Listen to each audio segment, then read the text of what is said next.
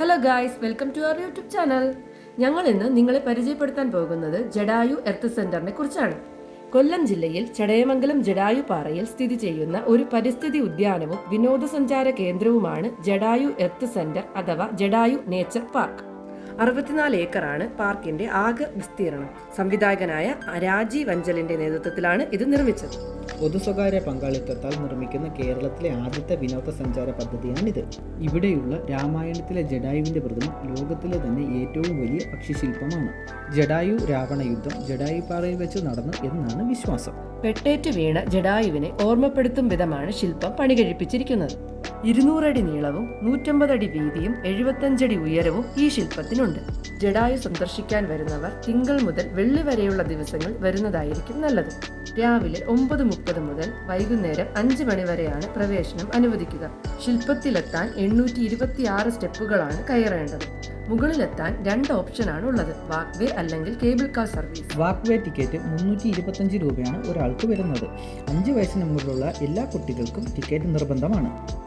Cable കാറിൽ മുകളിൽ പോയി തിരിച്ചു വരുന്നതിന് 525 രൂപയാണ് ഒരാൾക്ക് ടിക്കറ്റ്.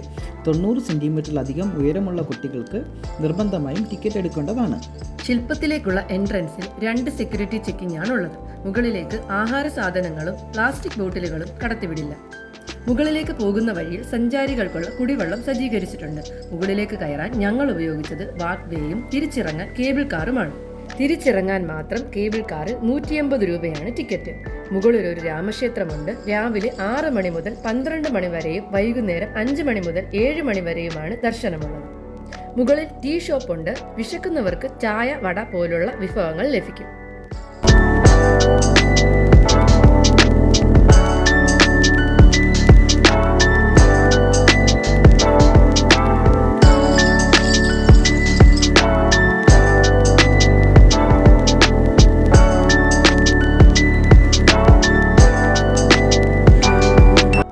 നിലകളിലായിട്ടുള്ള മ്യൂസിയത്തിന്റെ വർക്ക് ഇവിടെ നടന്നുകൊണ്ടിരിക്കുന്നു. ജഡായു ജീവിച്ചിരുന്ന ത്രേതായുഗ കാലഘട്ടത്തിന്റെ പുനരാവിഷ്കരണമാണ് ഇവിടെ ഒരുങ്ങുന്നത്.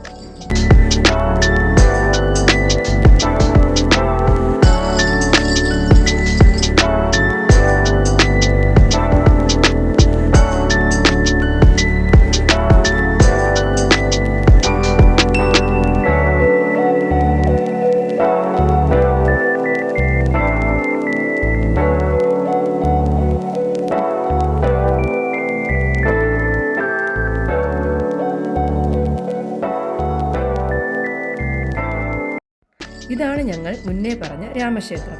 കൂടുതൽ ഉള്ളിലേക്ക് വീഡിയോ ചിത്രീകരണത്തിന് കർശന നിയന്ത്രണമുള്ളതിനാൽ ഉള്ളിലെ കാഴ്ചകൾ ലഭ്യമല്ല. മുകളിലേക്ക് വന്നപ്പോൾ തന്നെ കൂടെയുണ്ടായിരുന്ന കുഞ്ഞുങ്ങൾക്ക് വിശപ്പായിരുന്നു.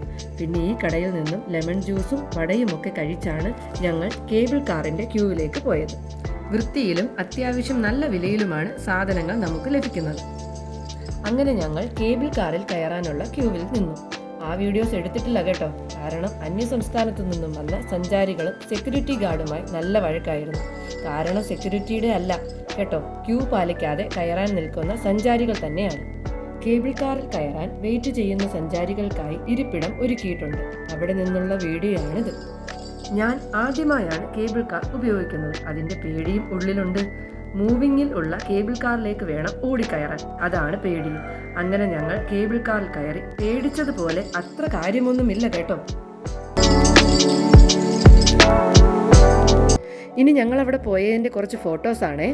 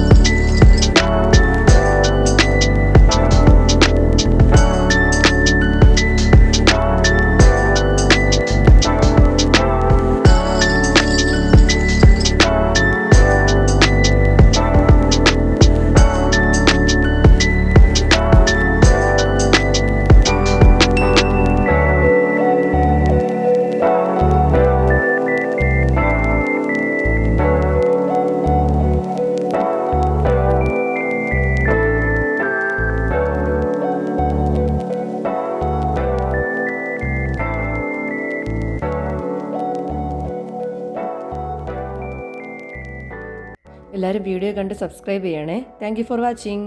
Tata bye bye.